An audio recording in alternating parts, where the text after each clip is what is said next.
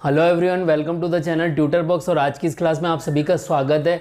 आज के इस वीडियो लेक्चर में मैं आप लोगों से जो हमारी सीरीज़ चल रही है career and competitive examination guidance, तो उसी सीरीज़ का सेकंड वीडियो लेकर आया हूँ। इसमें मैं आप लोगों से जो बी फार्मा करने के बाद में सरकारी नौकरियां हैं फार्मेसी सेक्टर के अंदर, उनको डिस्कस करूंगा। इससे पहले वाले वीडियो में मैंने आपसे नॉन फार्मा सेक्टर की सरकारी नौकरियों के बारे में डिस्कस किया था, जिसको कि बी फार्मा वाला बच्चा दे सकता है। तो यहाँ पर देखिए, मैं फार्मा सेक्टर की जो जॉब्स हैं, सरकारी जॉब, उनके बारे में डिस्कस करने वाला हूँ। तो यहाँ पर देखिए, आप जो भी फार्मा सेक्टर में बी फार्मा करता है, उसके बाद उसके पास में क्या क्या ऑप्शंस हैं। तो यहाँ पर जो सबसे ल्यूक्रेटिव जॉब है, पहली जॉब हमारी होती है ड्रग इंस्पेक्टर की। तो जो ड्रग इंस्पेक्टर की जॉब है, उसके लिए आप कैसे एलिजिबल होंगे? देखिए, केवल मात्र बी फार्मा करने से ही आप इसकी जॉब के लिए एलिजिबल नहीं होंगे। जो ड्रग एंड कॉस्मेटिक एक्ट में लिखा हुआ है कि 18 मंथ का एक्सपीरियंस फार्मास्यूटिकल कंपनी, यहाँ पर शेड्यूल सी से रिलेटेड ड्रग्स बनाई जाती हैं, तो उस तरह की कंपनी में आपको अगर 18 मंथ का एक्सपीरियंस है, तो आप जब भी ड्रग इंस्पेक्टर की यूपीएससी और स्टेट पीएससी के थ्रू जो वैकेंसी निकलेगी, उसमें आप अप्लाई करने के लिए एलिजिबल होंगे। तो बी फार्मा करने के बाद भी 18 मंथ का एक्सपीरियंस चाहिए।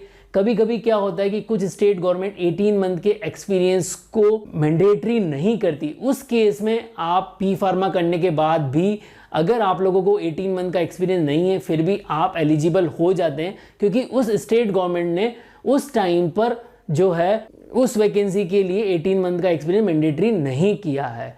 तो यहाँ पर देखिए, जो ड्रग इंस्पेक्टर की जॉब है, उसकी जब भी रिक्रूटमेंट एग्जामिनेशन होगा, तो यहाँ पर गवर्नमेंट में जब भी पोस्ट खाली होगी तभी गवर्नमेंट नोटिफाई करेगी। ऐसा नहीं कि हर साल वैकेंसी निकले। तो यहाँ पर जनरली, क्योंकि हिंदुस्तान काफ़ी बड़ा है, तो किसी न किसी स्टेट में वैकेंसी निकलती ही रहती है। तो फार्मा में जो ड्रग इंस्पेक्टर की जॉब को काफ़ी ल्यूक्रेटिव माना जाता है, और इसके बाद इसके प्रमोशन होते होते आप काफ़ी हायर लेवल पर पहुंच जाते हैं। तो पहला हमारा हो गया ड्रग इंस्पेक्टर की जॉब। सेकंड जो हमारी जॉब है वो होती है फार्मासिस्ट की, जिसको सभी ही जानते हैं।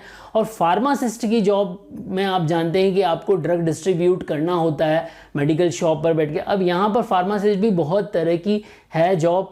वो देखिए किस किस सेक्टर में है। देखिए, फार्मेसी सबसे पहले तो गवर्नमेंट हमारे हॉस्पिटल्स हो गए, ठीक है, गवर्नमेंट हॉस्पिटल्स के अंदर हो गया। सेकंड जो आपका है वो गवर्नमेंट के जितने भी ऑर्गेनाइजेशंस हैं, जो काफ़ी बड़े बड़े ऑर्गेनाइजेशन हैं, जैसे कि गवर्नमेंट के ऑर्गेनाइजेशन में मिनी रत्न और महारत्न वाली कंपनियां आ गई, जैसे कि कोल इंडिया हो गई, या BEL हो गई, या हिंदुस्तान एरोनॉटिक्स हो गई। तो इस तरह की जो कंपनीज होती हैं, इनमें भी वैकेंसी निकलती है फार्मासिस्ट की, वहाँ आप अप्लाई कर सकते हैं।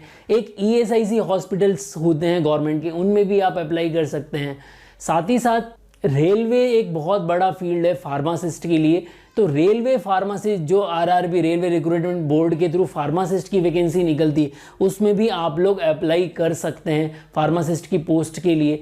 और जैसे न्यूक्लियर थर्मल पावर जो होते हैं, वहाँ पर फार्मासिस्ट की पोस्ट निकलती है। इसके अलावा यूनिवर्सिटीज़ हो गई, कॉलेजेस हो गए, ट्रस्ट हो गई काफ़ी सारी, उन सभी के अंदर जो है फार्मासिस्ट की पोस्ट निकलती है। तो वहाँ पर आप अप्लाई कर सकते हैं। जो भी गवर्नमेंट से रिलेटेड सेक्टर हैं, अगर उन सेक्टर में, चाहे वो इंश्योरेंस सेक्टर हो, चाहे वो बैंकिंग सेक्टर हो, चाहे वो रेलवे का सेक्टर हो, चाहे वो एरोनॉटिकल सेक्टर हो, चाहे वो एजुकेशन का सेक्टर हो, अगर, और चाहे वो हॉस्पिटल तो हो ही सही, तो इन सभी सेक्टर में फार्मासिस्ट की वैकेंसी निकलती है, क्योंकि ये काफ़ी बड़े ऑर्गेनाइजेशन है। और इनमें जो है गवर्नमेंट की फैसिलिटी के थ्रू, गवर्नमेंट जब ड्रग डिस्ट्रीब्यूशन के लिए एक अपना जो है डिपार्टमेंट रखती, उसी में फार्मासिस्ट की वैकेंसी होती है। और उसी में आपको जब भी रिक्रूटमेंट एग्जामिनेशन निकलता है, तो उसमें आप अप्लाई करें, और फिर जो कॉम्पिटिटिव एग्जामिनेशन होता है, तो उसमें आप सेलेक्ट हों और फार्मासिस्ट की पोस्ट पर काबिज हों।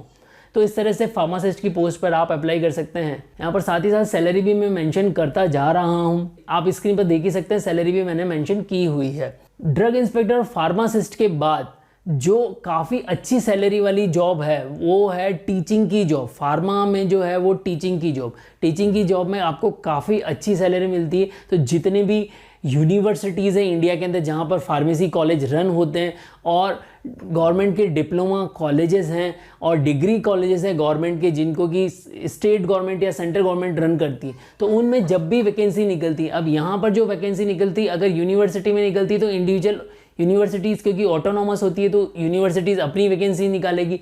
और अगर डिप्लोमा कॉलेजेस में निकल रही है और डिग्री कॉलेजेस में निकल रही है तो उसका जो सिलेक्शन होगा वो पीएससी पब्लिक सर्विस कमीशन के थ्रू होता है।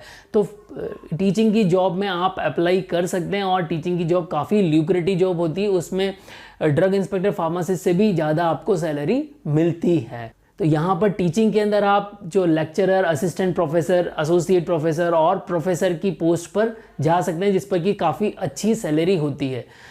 तो असिस्टेंट प्रोफेसर पर आपको जाने के लिए बी फार्मा के बाद जो है एम फार्मा करना होगा, और अगर डिप्लोमा कॉलेज है तो वहाँ पर आप बी फार्मा करके भी अप्लाई कर सकते हैं। इसके बाद फार्मा सेक्टर में जो है साइंटिस्ट की पोस्ट होती है। देखिए गवर्नमेंट ऑफ इंडिया के CSIR के काफ़ी सारे ऑर्गेनाइजेशन हैं, CSIR लैब्स हैं, CSIR लैब की काफ़ी बड़ी लिस्ट है जो कि मैं आपको यहाँ पर शो कर रहा हूँ।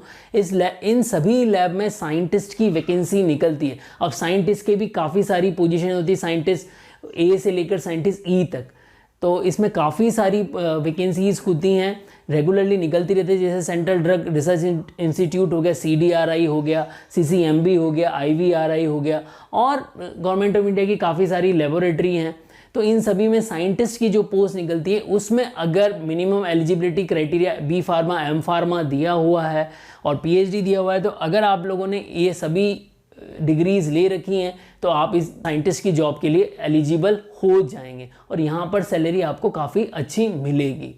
फिर साइंटिस्ट की जॉब के अलावा एक टॉक्सिकोलॉजिस्ट की जॉब भी होती है। जो लोग बी फार्मा करने के बाद M pharma, pharmacology and toxicology में करते हैं तो वो टॉक्सिकोलॉजिस्ट की पोस्ट पर भी वो लोग जा सकते हैं, और स्पेसिफिकली टॉक्सिकोलॉजिस्ट में कुछ अगर स्पेसिफिक एग्जाम अगर वो देते हैं तो वो फर्दर उसमें एलिजिबल भी हो जाते हैं। तो यहाँ टॉक्सिकोलॉजिस्ट की भी पोस्ट एक तरह से साइंटिस्ट की पोस्ट के बराबर ही है, तो यहाँ पर भी आप लोग जा सकते हैं। और बहुत सारे इंस्टीट्यूशन ऐसे होते हैं जहाँ पर स्पेसिफिक पोस्ट निकलती, जैसे कि केमिस्ट की पोस्ट।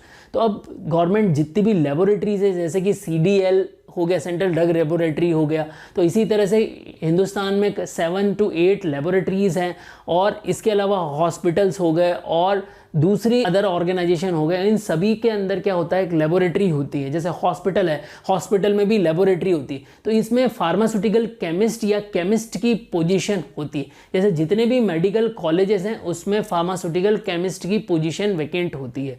तो ये फार्मास्यूटिकल केमिस्ट की पोजीशन पर आप अप्लाई कर सकते हैं, या ऑब्लिक केमिस्ट की पोजीशन पर आप अप्लाई कर सकते हैं। तो इन केमिस्ट की पोजीशन का भी एग्ज़ाम होता है। रिसेंटली राजस्थान में भी एक एग्ज़ाम हुआ था केमिस्ट की पोजीशन पर, तो इस केमिस्ट की पोजीशन पर भी आप जा सकते हैं, और इसमें भी जो सैलरी होती है वो अच्छी होती है। इसके अलावा देखिए फार्मास्यूटिकल कंपनी में जनरली आप सोचते हैं कि फार्मास्यूटिकल कंपनी तो प्राइवेट होती है, गवर्नमेंट तो होती ही नहीं है, बट मैं आपको याद दिला दूं कि गवर्नमेंट की भी फार्मास्यूटिकल्स कंपनी है। जैसे अभी जो वैक्सीन का निर्माण किया गया था तो कुछ 1-2 ऑर्गेनाइजेशन गवर्नमेंट के भी थे उसमें, और साथ ही साथ जैसे IDPL हो गया, ठीक है, और RDPL हो गया, उसके अलावा बंगाल फार्मास्यूटिकल्स हो गया, और कर्नाटका एंटीबायोटिक हो गया। तो ये सारी जो हैं गवर्नमेंट मिनी रत्न हैं फार्मास्यूटिकल कंपनीज़ हैं। इन फार्मास्यूटिकल कंपनीज़ के अंदर आप प्रोडक्शन जो एरिया है उसमें QA, QC और जितने भी अलग अलग डिपार्टमेंट होते हैं, जैसे कि एनालिटिकल साइंटिस्ट की पोस्ट हो गई उसमें, तो जितने भी प्रोडक्शन हाउस के अंदर वैकेंसी हैं उन सभी में आप गवर्नमेंट फार्मास्यूटिकल जॉब ले सकते हैं।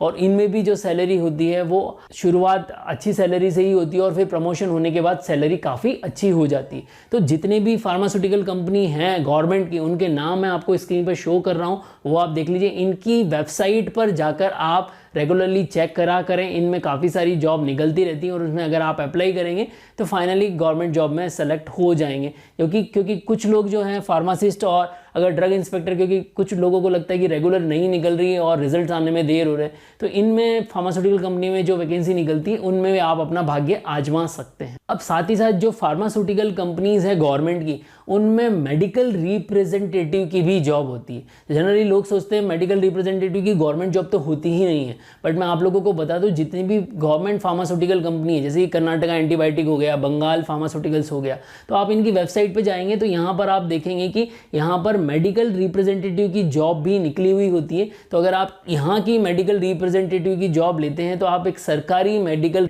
रिप्रेजेंटेटिव हो जाएंगे, सरकारी MR हो जाएंगे। और यहाँ पर जो लोग जिनको ट्रैवलिंग पसंद है, तो उन लोगों के लिए एक सरकारी नौकरी हो जाएगी। ठीक है, तो आप मेडिकल रिप्रेजेंटेटिव की जॉब भी गवर्नमेंट जॉब ले सकते हैं फार्मास्यूटिकल कंपनीज के अंदर। इसके अलावा देखिए लैब टेक्नीशियन की एक पोजीशन होती है, लैब टेक्नीशियन, जो कि फार्मेसी कॉलेजेस के अंदर आपको मिलेगा। तो फार्मेसी कॉलेज के अंदर जो लैब टेक्नीशियन है और साथ ही साथ जो गवर्नमेंट की लेबोरेटरीज हैं उनके अंदर जो लैब टेक्नीशियन है, तो वहाँ पर भी आप जॉब कर सकते हैं। तो ये वैकेंसीज आप देखते रहिए, जो अलग अलग गवर्नमेंट लेबोरेटरीज हैं और यूनिवर्सिटी, कॉलेज और इंस्टीट्यूट जो गवर्नमेंट के हैं, वहाँ पर लैब टेक्नीशियन की काफ़ी सारी पोस्ट निकलती हैं। तो उसमें ग्रेजुएट जो होता है वो एलिजिबल होता है और डिप्लोमा इन फार्मेसी भी एलिजिबल होता है। तो यहाँ पर काफ़ी सारी पोस्ट है, जैसे कि फार्मासिस्ट की पोस्ट हो गई और लैब टेक्नीशियन की पोस्ट हो गई। इन सब में डिप्लोमा इन फार्मेसी वाला बच्चा भी एलिजिबल होता है। साथ ही साथ देखिए ड्रग स्टोर इंचार्ज की भी पोस्ट निकलती है, उसमें डिप्लोमा इन फार्मेसी और बी फार्मेसी दोनों तरह के बच्चे जो होते हैं वो एलिजिबल होते हैं। जिन्होंने डी फार्मा और बी फार्मा किया हुआ है वो भी एलिजिबल होते हैं। तो एम्स के अंदर, और देखिए हर एक डिस्ट्रिक्ट जो होता है उसमें फार्मेसी वेयर हाउसेस होता है। तो उस फार्मेसी वेयर हाउसेस में फार्मेसी इंचार्ज की पोस्ट लगती है। तो उसमें एज ए फार्मासिस्ट ही रिक्रूट होता है, बट वो एज ए पोस्ट का डेजिग्नेशन हो जाता है कि ड्रग स्टोर इंचार्ज हो गया। तो ड्रग स्टोर इंचार्ज की भी कभी कभी वैकेंसी निकलती है, तो उसमें भी आप लोग अप्लाई कर सकते हैं। इसके अलावा देखिए अभी जो ल्यूक्रेटिव फील्ड है उसमें फार्माको विजिलेंस की एक पोस्ट है। रिसेंटली गवर्नमेंट ने काफ़ी सारे मेडिकल कॉलेजेस में फार्माको विजिलेंस ऑफिसर की भी नियुक्ति की है। और जो CDSCO है, central drug standard control organisation, वहाँ भी फार्माको विजिलेंस ऑफिसर की वैकेंसी निकलती है। वो एक सेंट्रल गवर्नमेंट ऑफ इंडिया का ऑर्गेनाइजेशन है। तो CDSCO में फार्माको विजिलेंस ऑफिसर जो होता है उसकी वैकेंसी निकली है। तो वहाँ पर भी आप जो है अप्लाई कर सकते हैं और फार्माको विजिलेंस में भी जॉब प्राप्त कर सकते हैं। और फार्माको विजिलेंस में आप जानते ही हैं कि यहाँ पर आप लोगों को जो जॉब करनी होगी वो ड्रग के साइड इफ़ेक्ट और इससे रिलेटेड होगी, ड्रग की इफिकेसी से रिलेटेड होगी। तो उससे रिलेटेड वर्क आप लोगों को फार्माको विजिलेंस में करना होगा। और फार्माको विजिलेंस में अगर आपको CDSCO और जो भी गवर्नमेंट के ऑर्गेनाइजेशन है, जैसे कि मेडिकल कॉलेजेस हैं गवर्नमेंट के, उनमें भी एक फार्माको विजिलेंस ऑफिसर की नियुक्ति करना अब धीरे धीरे जो है अनिवार्य हो जाएगा। तो वहाँ पर भी हर एक मेडिकल कॉलेज और प्राइवेट कॉलेज में भी फर्दर जो होगा फार्माको विजिलेंस ऑफिसर नियुक्त करना होगा। तो अभी रिसेंटली जो है ये धीरे धीरे जॉब्स बढ़ती जा रही है फार्माको विजिलेंस ऑफिसर की जॉब्स। इसके अलावा देखिए आप फार्मा सेक्टर में ही आप कह सकते हैं कि बी फार्मा करके अगर आप पेटेंट एजेंट का एग्ज़ाम क्वालिफाई कर जाते हैं तो फार्मा सेक्टर्स के अंदर भी जो गवर्नमेंट कंपनीज़ हैं या गवर्नमेंट ऑर्गेनाइजेशन है वो पेटेंट ऑफिसर्स को भी हायर करती हैं। तो जहाँ जहाँ भी पेटेंट ऑफिसर्स को हायर किया जा सकता है, तो वहाँ पर अगर फार्मा सेक्टर की कंपनी है तो आप फार्मा सेक्टर के अंदर पेटेंट ऑफिसर हो जाएंगे। और अगर नॉन फार्मा सेक्टर की कंपनी है बट आपने पेटेंट ऑफिसर का जो एग्ज़ाम क्वालिफाई कर लिया और आप रजिस्टर्ड पेटेंट एजेंट बन गए, तो आप नॉन फार्मा सेक्टर में भी जो है पेटेंट एजेंट का वर्क कर सकते हैं। चाहे वो इंजीनियरिंग वर्ड हो, चाहे वो फार्मास्यूटिकल वर्ड हो, आप बन जाएंगे पेटेंट एजेंट।